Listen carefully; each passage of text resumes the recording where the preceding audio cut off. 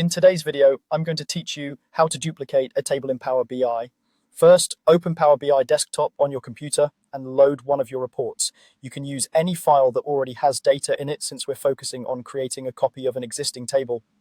Once your report is open, look to the left side of the screen. Switch to the data or table view so you can see the fields and tables that are part of your model. This view makes it easy to select the table you want to duplicate. Find the table you want to copy in the list of fields. Right-click that table and choose Edit Query.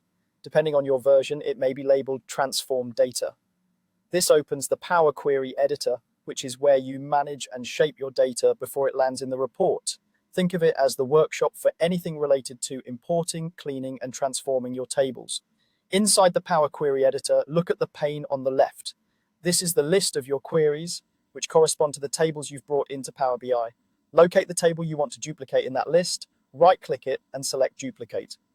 Power BI immediately creates an identical query, giving you a second copy to work with. This is perfect when you want to test different transformations or create a specialized version of a table without altering the original.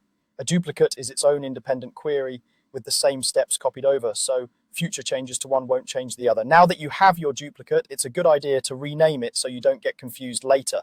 Right-click the duplicate in the queries list, choose Rename, and type a clear descriptive name. For example, you might include a suffix that explains the purpose of the copy, like cleaned, summary, or by region. Using consistent naming conventions helps a lot when your model grows and you come back to it later.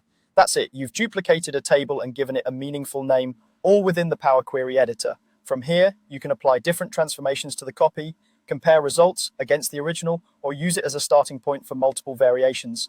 Duplicating is a simple step that adds a lot of flexibility to your workflow and helps keep your original data logic safe while you experiment.